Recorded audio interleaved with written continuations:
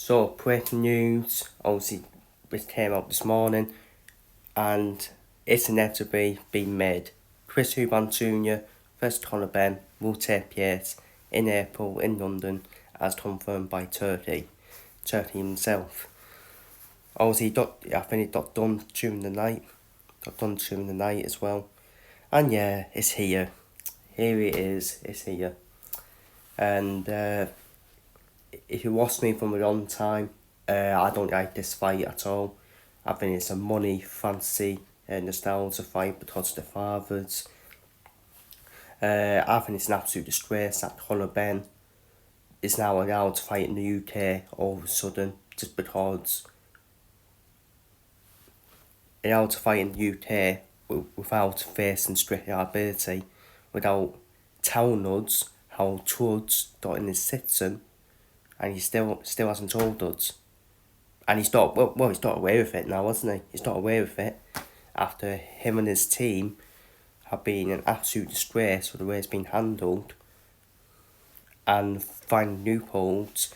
And the British board should be sacked, in my opinion. Should be sacked, in my opinion, because the British board, for me, don't know bite on them at all. And they just folded. They just folded in the end. And you got Conor Benn, who's not won an area title. He's not won any titles yet in boxing. And then it's Chris Eubank Jr., who keeps telling us he's on the fight for world titles, but instead he tells us about his mansion in Las Vegas.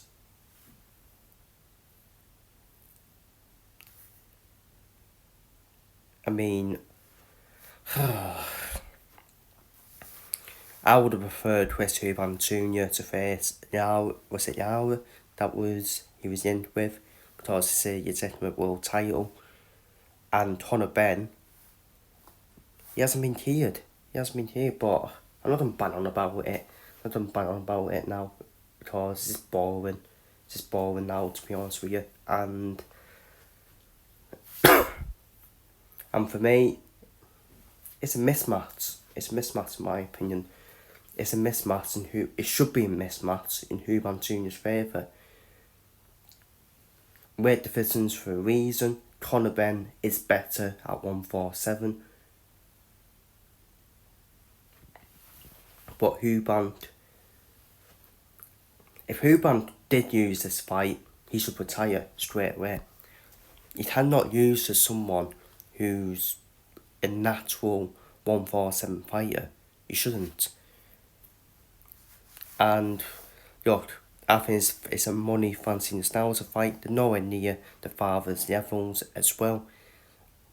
But at the end of the day, the build-up is going to be, to be fair though, I will give you it, the build-up is going to be great. It's going to be electric. The build-up. Eubank Jr., great showman, good talker. He will rattle Conor Benn. He will wind Conor Benn up. And Conor Benn will do his own selling on this fight as well. He'll be more violent. I don't think Conor Benn is a violent person, to be fair. He is quite a nice guy. But I think in some terms, he can be quite violent because he's just trying to sell a fight. There was one incident with Wayne Garcia as well, where Conor Benn was trying to sell a fight on that one. And but yeah, complete mismatch for me in Eubank's favour. Well, it should be, in my opinion. But at the end of the day, the UK fans, they don't love it. They don't love it because of the names, as well. And yeah, it's been an ongoing saga between these two. Is it on? Is it off? Is it on? Is it off? Since the first fight was postponed to Conor Benn's failed touch tests.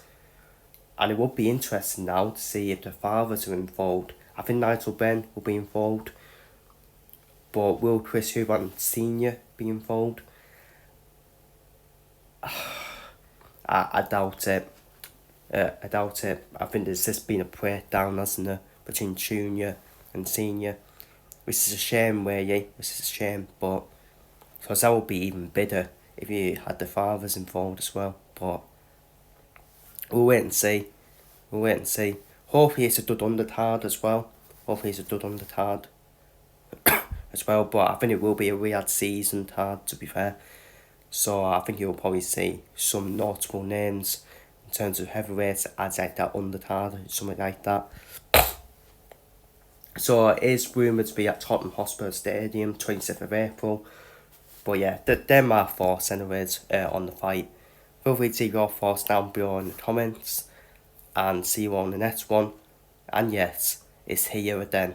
It is here again. And yet the build up within.